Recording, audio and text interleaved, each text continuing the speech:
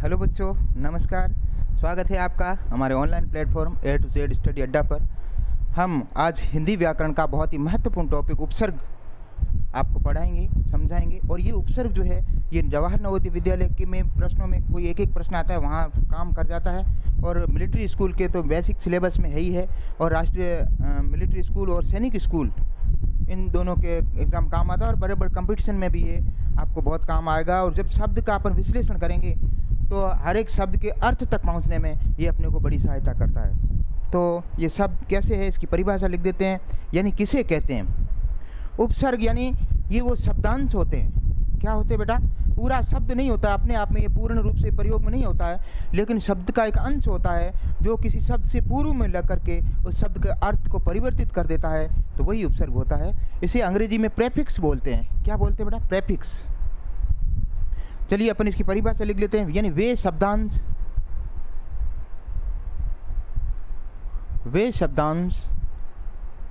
जो किसी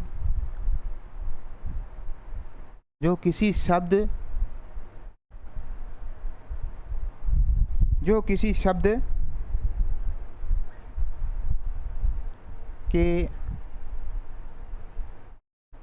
पूर्व में, जो किसी शब्द के पूर्व में लगकर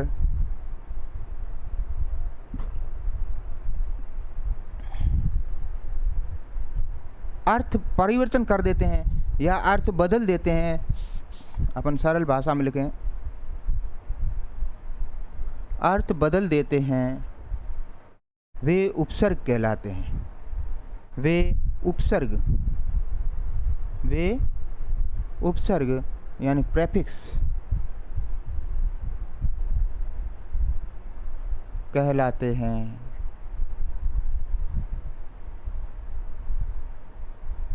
समझ में आई बेटा बात? यानी वे जो शब्दांश होंगे वो शब्द से पूर्व में लगकर, जैसे अब मैं उदाहरण से समझाऊंगा। जैसे अति अपन ने लगा दिया और मूल शब्द वृष्टि बना दिया।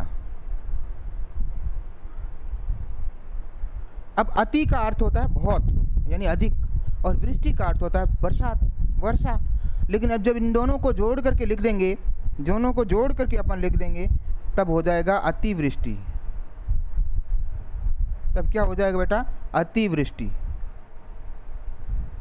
यानी बहुत ज़्यादा बरसात, भारी बरसात, अतिवृष्टि हो जाएगा, है ना? समझ आ रही बात? जैसे अत्यधिक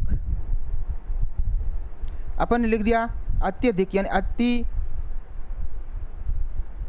धन अधिक,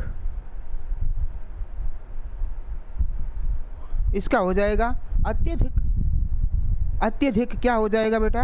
अत्यधिक हो जाएगा, अत्यधिक।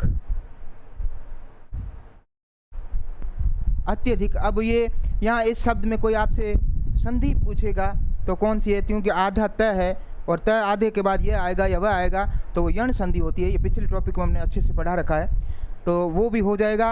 अति यानी बहुत अधिक, यानी और पहले से अधिक है, यानी अधिक से भी अधिक, बहुत अधिक, तो ये अत्यधिक हो जाएगा। समझ में आ रही बात है?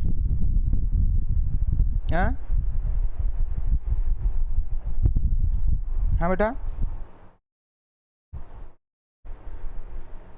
तो इस प्रकार से ये आपका टॉपिक अत्यधिक है।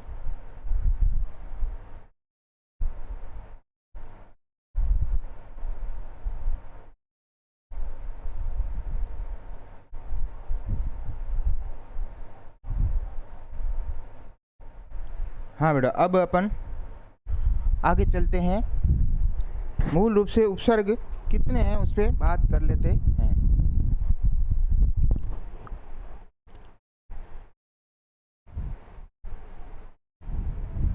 अब जैसे अधि, एक उपसर्ग आता है अधि, एक उपसर्ग आ जाता है अनु।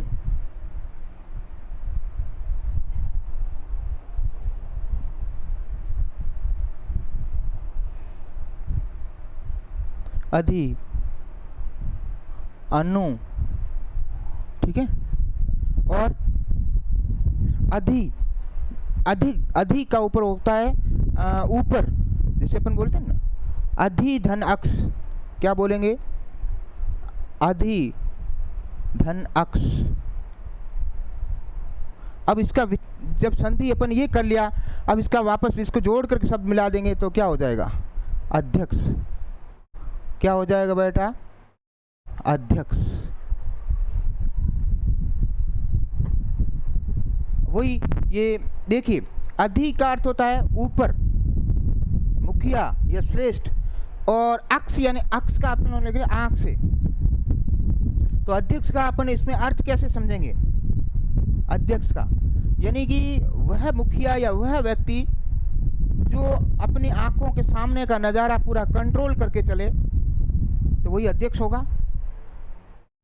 इसका कुछ इस प्रकार से निकलेगा। और इस शब्द में आपको मान लो संधि पूछेगा, तो क्योंकि आधे व्यंजन के बाद यह है तो ये यण संधि होगा, ठीक है। और अनु का अर्थ होता है पीछे, पीछे चलने वाला। जैसे अनुमान, अपन शब्द एक ले लेते हैं, अनुमान। अब इसमें अनु उपसर्ग है, उपसर्ग कौन सा है बेटा? अनु उपसर्ग है, यानी अनु धन मान, ये इन दो शब्दों से मिलकर के बना है। अब अनु का अर्थ होता है पीछे और मान का अर्थ होता है अंदाजा, माप। क्या होगा? मान लगाना, अंदाजा लगाना। अनु का मतलब होता है उसका पीछे से अंदाजा लगाना, यानी एस्टीमेट करना, गेस्चर करना, तो ये हो जाएगा अनुमान। इस प्रकार से ये शब्द जोड़ेंगे तो अनुमान हो जाएगा, ठीक है। और तो इस प्रकार से बेटा जो शब्द हैं, बहुत शानदार शब्द इस प्रकार से आएंगे। और अगली जो मेजर क्लास होगी हमारी इस पे, उस पे हम विस्तृत से इसको बताएंगे।